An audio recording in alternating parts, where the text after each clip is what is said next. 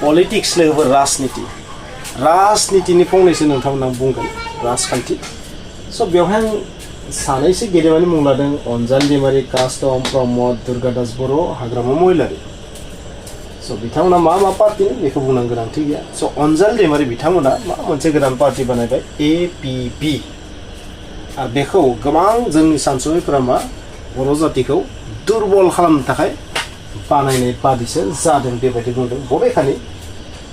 Democratic country बयहाबो मोन्थाय दं राजखान्थि पार्टि बानायनो माबा मोनसे बानायनो स' बै जि डेम'क्रेसिनि जि दुर्बल पइन्ट जे बयबो गोसोबानो माबा मोनसे आफाद बानायनो हायो कलेज बानायनो हायो स्कुल बानायनो हायो नोंथाङा गोसोबादि खुगाजों बुंनो हायो बै जि मोनसे एडभान्टेज प्लास डिसएडभान्टेज बेखौ लानानै माने पार्टिखौ बानायबाय आरो स' बिथांमोना बानायबाय अनजालि दैमारि बिथांजों मा बुंबाय थादों जे दा थानाय जि BPF आरो UPPL बै सरकारफोरा जोंनि बर'नि जि जेंना जेंसि NDFBनि जि समस्या जि गोरोबथा खालामदोंमोन बै गोरोबथानि खामानिफोरखौ मावफुंनायाव फेलें जादों अनजालि दैमारि बिथाङानि बाथ्राया मा जे प्रमद बर' बिथांनि जि सरकार बेनि रिमट कन्ट्रला बेलेगावसो दं आरो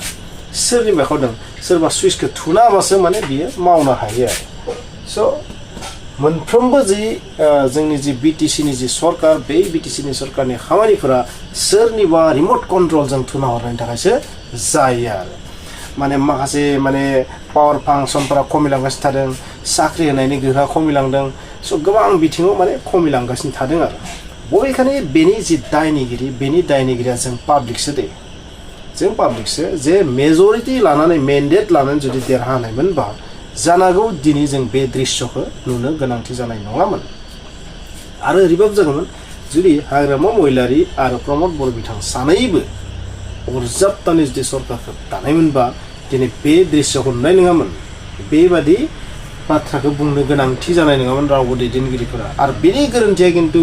बिथांमोना जेसेबां जि बुङा मानो बेनि दायनिगिरिया खिन्थु पाब्लिकआबो दङ दे अरायबो नोंथाङा गोसोआव लाखि हाजार बिजार पार्टि थानो हागौ दे हाजार बिजार पार्टि थानो हागौ नाथाय अरायबो देरहाहो अनलि वानखौ मेन्डेट जुदि मेन्डेट थायोबाना मेन्डेट जुदि थायोना अब्ला मा जागौमोन एसेबाबो डिफारेन्ट जागौमोन खामानिया एसेबाबो खुगाफोराबो एसे स्ट्रंसिन जागौमोन दिनै लिडारफोरनि खुगाया मानो दुर्बल बेनि कारना जाबाय जों पाब्लिक बेनिखायनो बे बाराव नोंथांमोना बुजिना ला बेवहाय मोनथाम पार्टि लिरदों आं BJP कंग्रेसखौ लिराखै बे मोनथाम पार्टिखौ लिरथ'बाय आङो बबेबा मोनसेखौल' नोंथांमोना देरहाना अब्लानो बहुद स्ट्रं जायो मर्चा होननाय बिथिङानो अरायबो दुर्बल खालामोफोर आरो बेनि दायनिगिरिखौ दिनै बुंबाय थाबा जाया जुदि जोङो ज' जानायमोनबा बेबायदि जायामोन दिनै मोनथामनि पार्टि जानायखायनोथ' बे दसेया जादों ना दिनै पावार एन्ड फांसनखौ कमिटि होनना बुंदों नोंथांमोना दिनै माबा मोनसे खामानिखौ मावनो थाखाय सोरनिबा रिमट कन्ट्रलखौ थुना होबासो खामानिखौ मावनो हायो बेबायदि जानायनि जाहोना जाबाय नैबेनो डिभाइड एन्ड रुल नोंथाङा गावस्राबाय था दुर्बल जाबाय था नोंथांनि रिमट कन्ट्रला सोरनो थागोन नोंथाङा हमस्लाबनो मोननाय नङा बेबायदि दा बिथाङाबो बिनि थाखायनो पार्टिखौ बानायबाय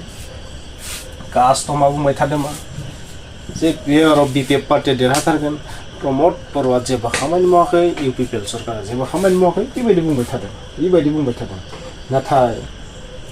बास्तवा मा बेखौ जोङो दा मिथिथ'वा प्रमद बर' बिथाङाथ' दुर्गादास बर'खौ मोनसे बाथ्रा बुंदों मा जे ना हमनो रोङाबाबो माने दैखौ गुबुंले खालामग्रा होनना बुंदों आरो स' माने बेखौ ओरैबायदि बुंदों जे बिथाङा जेबो भेलु गैयि मानसि आरो भेलुलेस पार्सन बेबायदि बुंदों आरो बिथाङाथ' नोंथाङा बयबो मिथिखागौ बिथाङा जाबाय मा पलिटिक्सआव सबसे पपुलार वर्डखौ लाना फैबाय बिथाङा जाम्बा स' बेबायदि सोलिबाय थादों आरो आथिखालाव स' थाङै थुङै बाथ्राया बेनो माने आं बुंनो नागिरनाय बेनो रायजो राजा नोंथांमोन जों दिनै नुदों बहुत माने नोंथांमोना बुंबाय थादों डिपार्टमेन्टआ खमिलांबायनो पावारा खमिलांबायनो माबाया खमिलांबायनो बेनि दायनिगिरिया आसलते बुंनो थाङोबा बे बिथांमोना नङानोखा बिनि दायनिगिरिखौ आं दिनै होगोन जोंनि रायजो राजाफोरखौ इलेक्सन फैगासिनो थादों नोंथांमोना बै माखासे पार्टिनि बबेबा मोनसेखौल' मेन्डेट मोनहोयो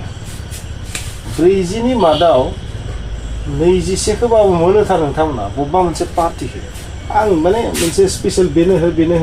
बिदि बुङाखै नोंथांमोना अपेन माइन्डलि जाज खालामनानै बबेबा मोनसेनो हो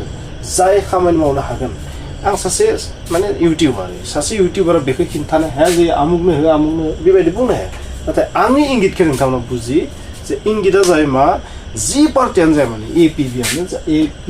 जा इउपिपिएलआनो जा बिपिएफआनो जा बा बिजेपियानो जा कंग्रेसआनो जा अरायबो जुदि मोनसेयाल'सो जुदि देरहायोना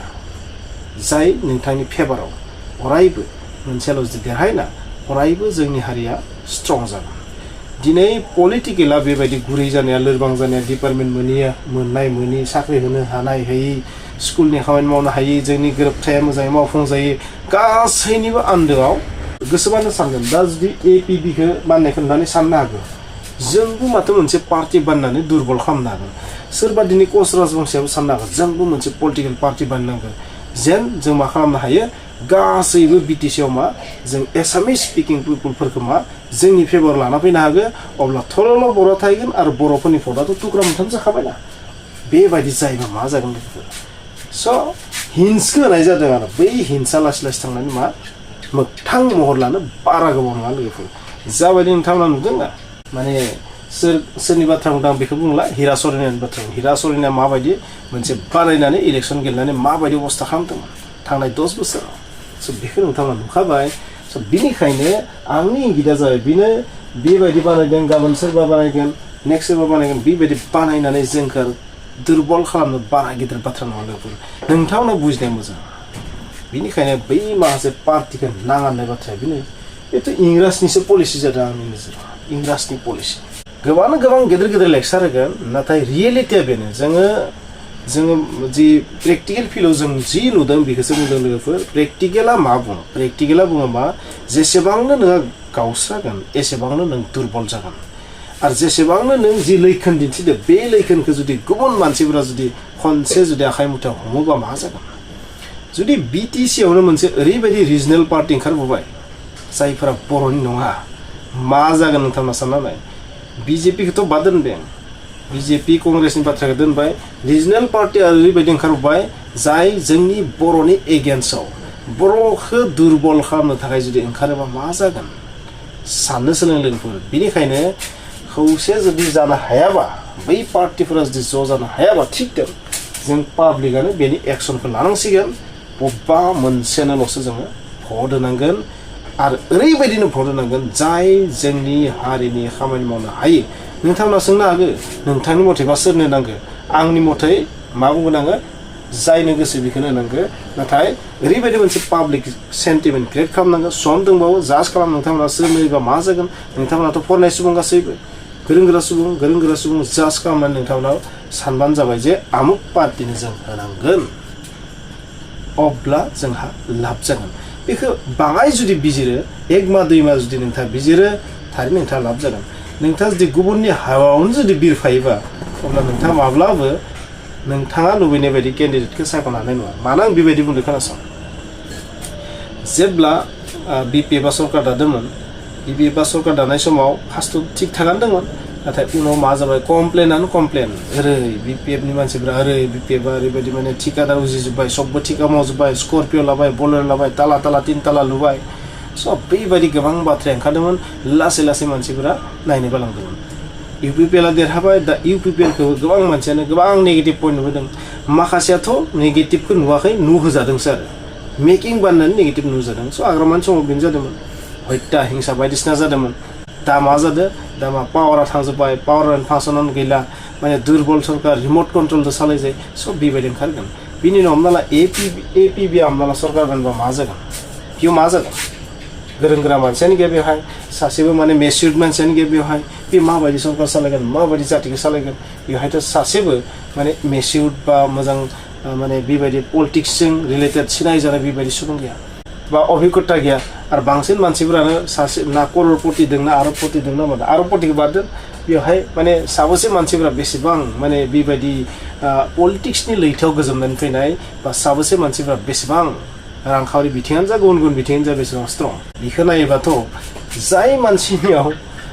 मानसिनियाव माने बिनि अभिज्ञता गैया बे जुदि बे फिल्डआव फैनाय लोगो लोगो माने लंकाव फैनाय लोगो लोगो मा जागोन रावनबो जानो हागौ स' अनेक धरननि माने कुइसन क्रिएट जायो नङा होमबा बेफोर गासैबो जोंनि साननायसो आरो आं दा जायफोरखौ बुंनो साननायसो आरो माखासे रियेलिटि दङ माखासे नंखायबो दङ स' नंखाय आरो रियेलिटिनि गेजेरावनो पलिटिक्सआ सोलियो लोगोफोर इनि गेजेरावनो मोजाङाबो थायो लोगोफोर स' बिनिखायनो जों साननांगोन दिनैनि समाव जों मा खालामगोन जोङो इउटिउबा जास्ट माने हिन्ट्सखौ होनो हायो आरो लोगोफोर नोंथांमोना बे हिन्ट्सजोंनो बुजिनांगोन